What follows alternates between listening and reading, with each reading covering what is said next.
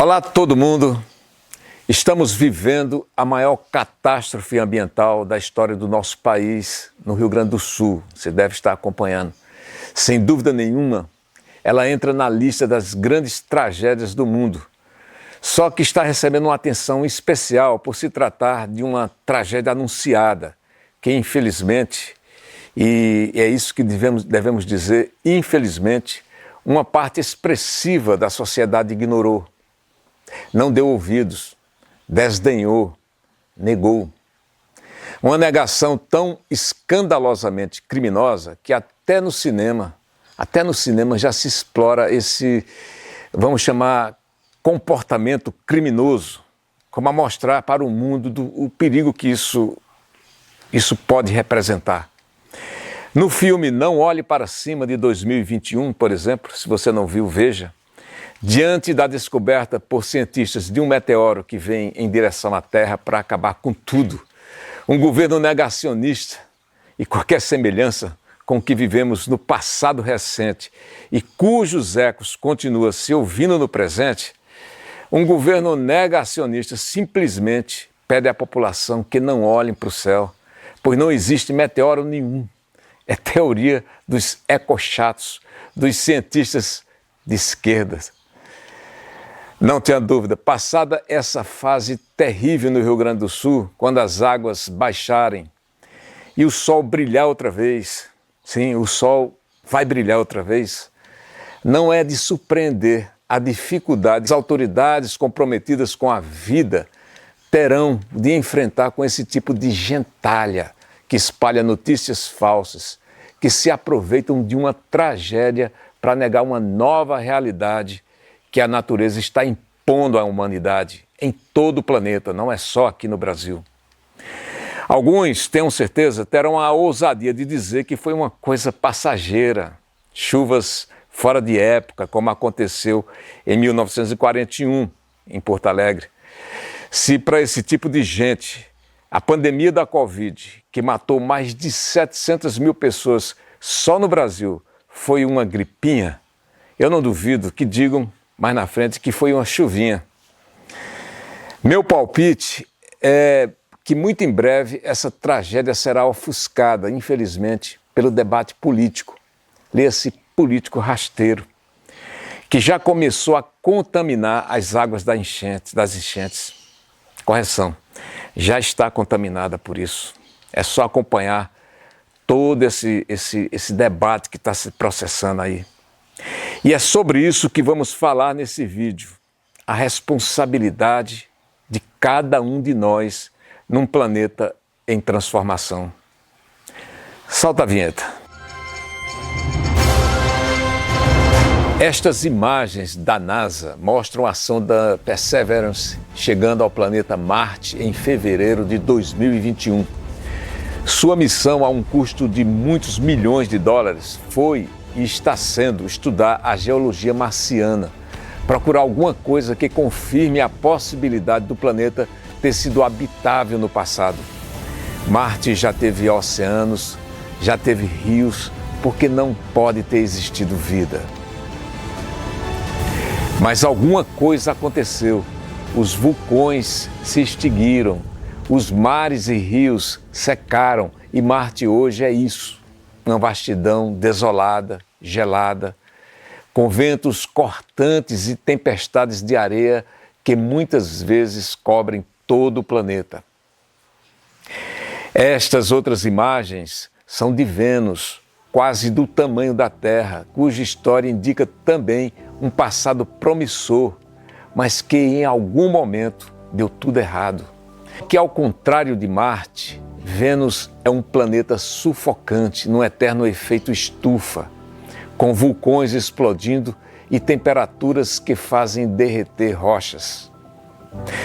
Por que estamos vendo essas imagens, falando de outros planetas e não dos problemas que estamos vivendo no momento? As enchentes no Rio Grande do Sul, uma temporada de tornados como nunca se viu nos Estados Unidos, enchentes do outro lado do mundo, no Afeganistão, por exemplo. Neste momento, as chuvas nunca vistas nessa época do ano desabrigaram e mataram milhares de pessoas. É porque muitas vezes a gente se esquece desse pequeno detalhe. Somos uma família planetária.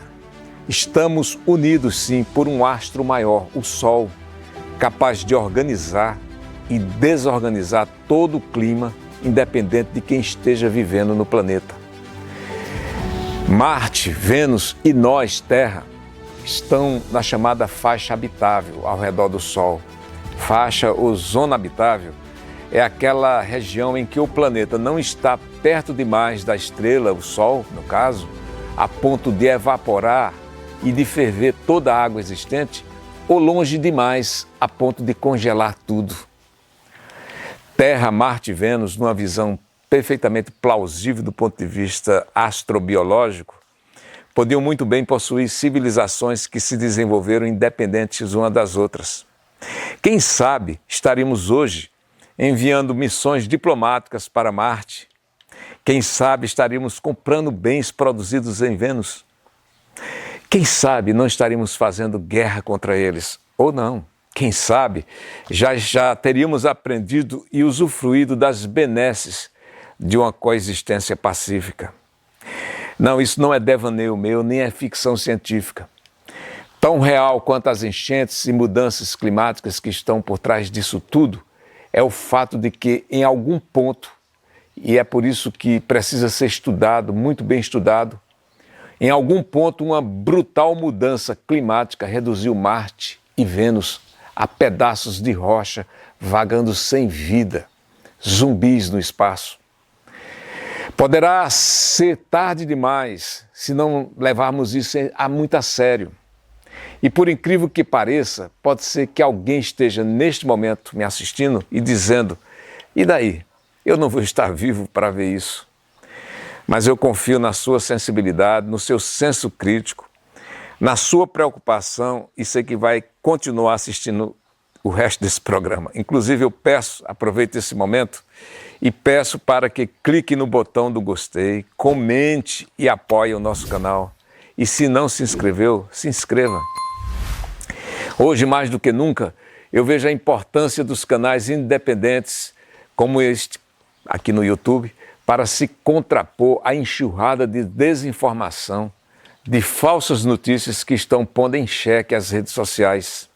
Este canal é editado por um jornalista de mais de 40 anos de estrada, que sabe honrar uma profissão que tem uma missão social instrutiva, educadora e civilizatória perante a sociedade.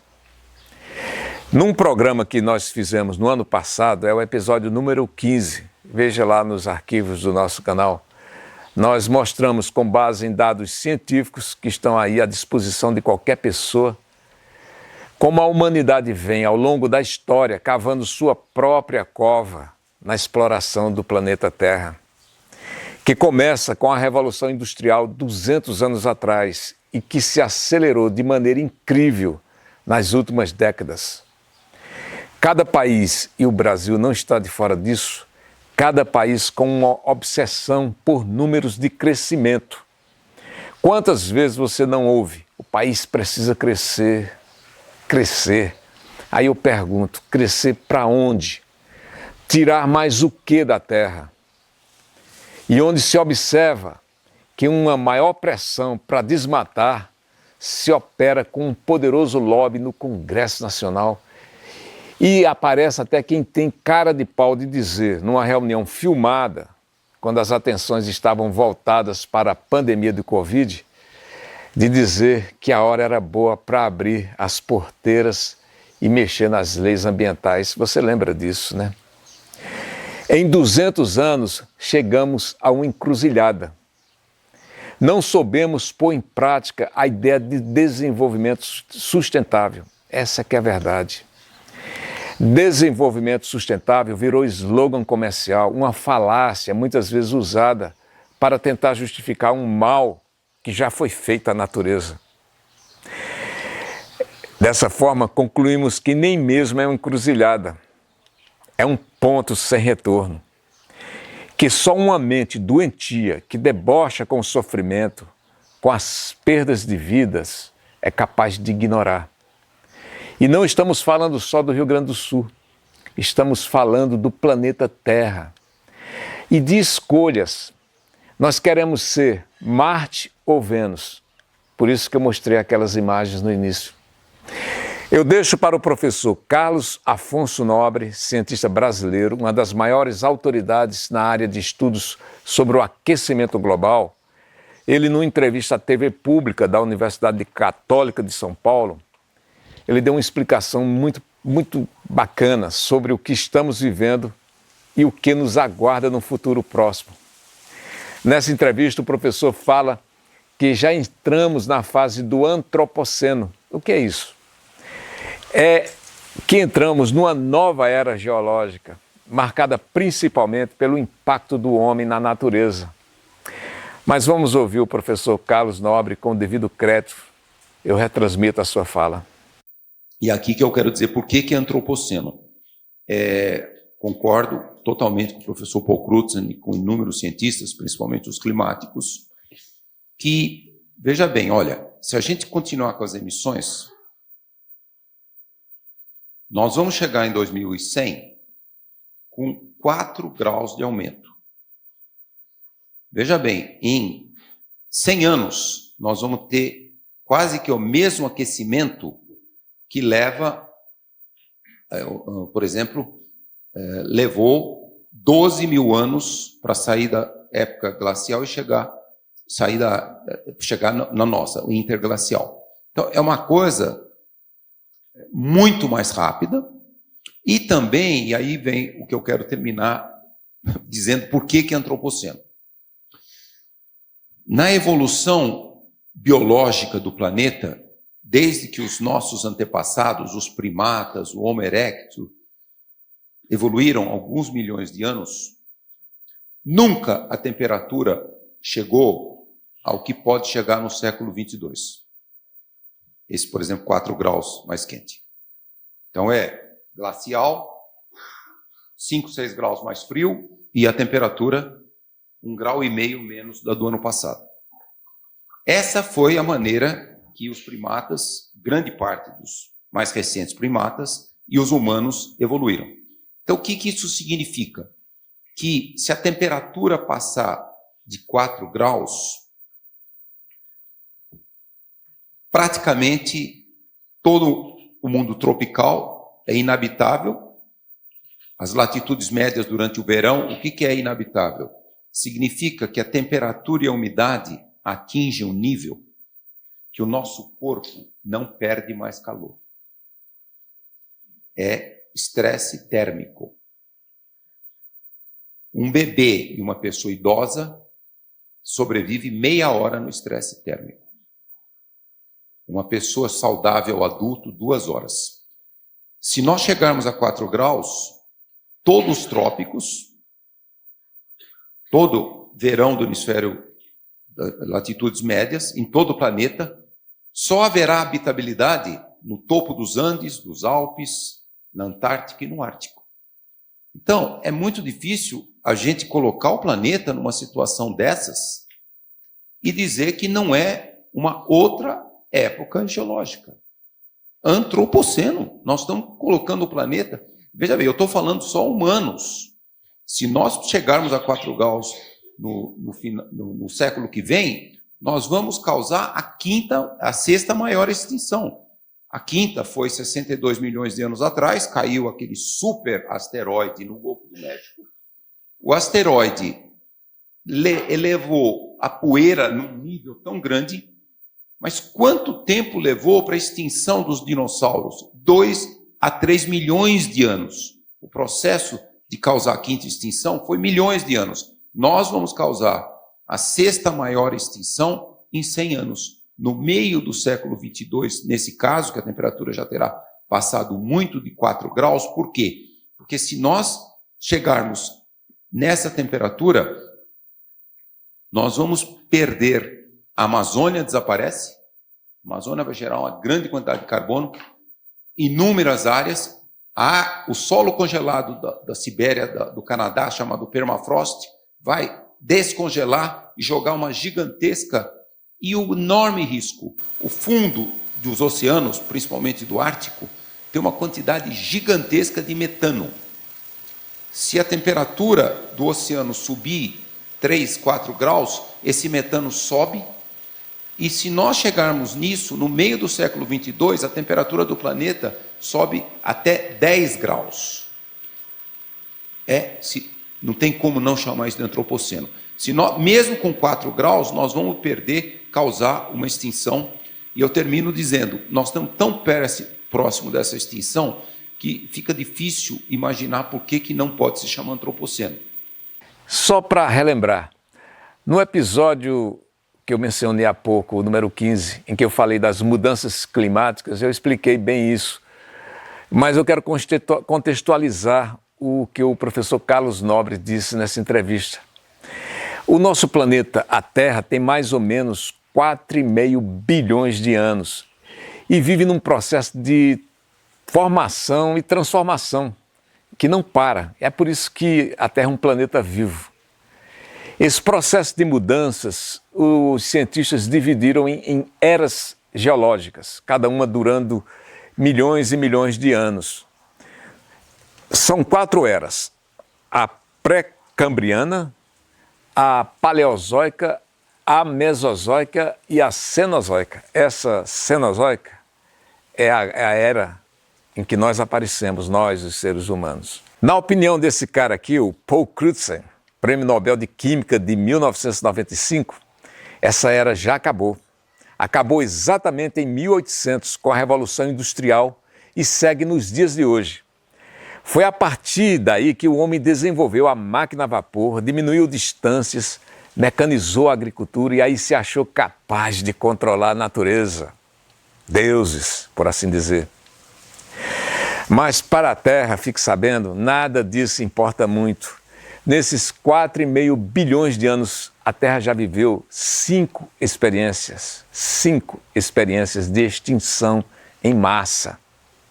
Em alguns casos, desaparecendo mais de 90% da vida, sobrando apenas uns micróbiozinhos. É que a natureza é paciente. E outra coisa, a natureza gosta de fazer experiências. Gosta, como se diz na linguagem atual, de resetar tudo, game over, e começar do início. Enquanto o Sol for a fonte de calor e energia, a natureza vai continuar fazendo isso. Os sinais estão aí. Em 1960, o mundo registrou 39 desastres naturais. Em 2019, 396. E nós não estamos contabilizando os desastres mais recentes. Outra, os recifes de corais em todo o mundo estão passando por um processo de branqueamento. O que é isso? Estão morrendo, afetando a biologia marinha. Hoje, 3,6 bilhões de pessoas estão na condição de pessoas vulneráveis às mudanças climáticas. Veja bem, nada do que eu estou afirmando aqui saiu da minha cabeça por acaso. Esses números, eles estão aí na mídia, nos relatórios científicos que estão sendo divulgados.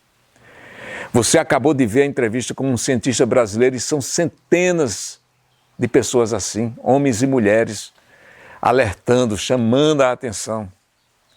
Isso para que não fique a impressão de que se está disseminando um pessimismo quanto ao nosso futuro. Não. Tem maneiras de resolver, sim. Se não todo o problema, pelo menos parte significativa do problema e que nos permita sonhar com o futuro. Agora, o que não se justifica é continuarmos assim sem um plano, porque pode ter certeza, a natureza tem o plano dela. Sua opinião é muito importante. Dê um like dizendo que gostou do programa e se inscreva em nosso canal.